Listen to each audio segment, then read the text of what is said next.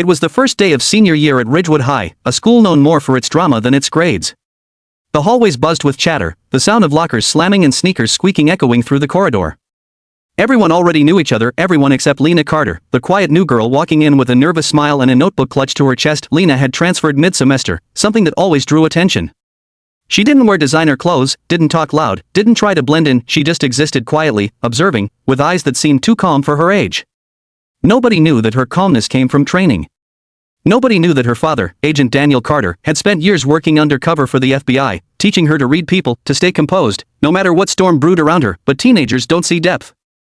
They only see difference. By lunchtime, the whispers had already started. Who's the new girl? She's so weird. Probably homeschooled or something. Lena walked past the murmurs with her tray, pretending not to notice. She spotted an empty seat at the far end of the cafeteria and sat alone, quietly unpacking her food. Then came the sound she dreaded, the laugh. That mocking, loud laugh that always meant trouble. It belonged to Amber, the queen bee of Ridgewood High. Amber never liked competition, and something about Lena's quiet confidence made her uneasy. Amber leaned toward her group. Watch this. She strutted toward Lena's table, her followers close behind like shadows. Hey, new girl, she called, fake sweetness dripping from her voice. You lost or something? Lena looked up, unsure whether to answer. No, she said softly. Just having lunch. Amber smirked. Oh, how cute. All alone? You know, at Ridgewood, we don't really do the loner thing. The group laughed, snickering as they surrounded her. Lena stayed silent, her heart pounding but her eyes steady.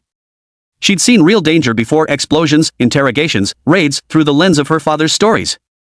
This was nothing, but Amber didn't like being ignored. You think you're better than us, huh? She said, pushing Lena's tray just enough to spill her juice.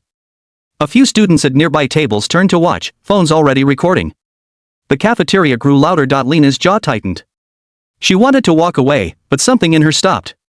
Her father's voice echoed in her head. Courage isn't loud, Lena. It's quiet and steady. You don't fight back with anger, you fight back with control. So she stood up, quietly wiping the spill. I'm not here to cause trouble, she said. Just leave me alone, please. Amber snorted. Oh, she's polite too. Guess we need to teach her how Ridgewood works. The next few moments blurred, the shove, the laughter, the crowd gasping. Lena stumbled, catching herself before falling. The cafeteria erupted with noise, phones raised high, and then silence. A deep, commanding voice cut through the chaos. Enough. Everyone turned. Standing in the doorway was a tall man in a dark suit, his eyes sharp and unreadable. He looked like someone out of a movie, calm, dangerous, and completely in control. Amber blinked. Who are you? The man's gaze swept the room, landing on Lena.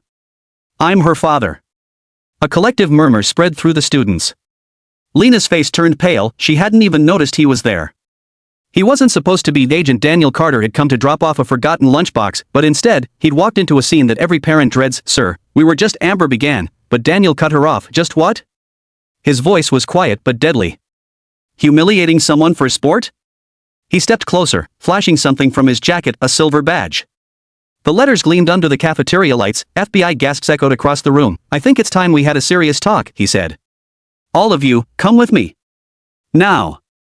The crowd froze. The principal rushed in, breathless, after being called by a student. Daniel showed his credentials. These students will need to be questioned, he said firmly. They've committed public harassment, recorded it, and distributed it. That's cyberbullying, a federal offense if posted. Amber's face went pale. We didn't. You recorded it, Daniel said, pointing to the phone in her friend's hand. And from what I see, it's already online. The principal's jaw dropped. Daniel continued, his tone steady, delete it. Every copy. Now. Then we'll discuss the charges. The cafeteria was silent except for the sound of phones unlocking and videos disappearing. Lena stood frozen, her emotions a mix of relief and shock. She'd never seen her father in action before, not like this. To everyone else, he looked terrifying, unstoppable. But to her, he was just Dad, the man who read bedtime stories about heroes and justice. Amber started to cry, realizing the gravity of what she'd done. Daniel didn't yell. He didn't need to. His silence spoke louder than any lecture. He turned to Lena.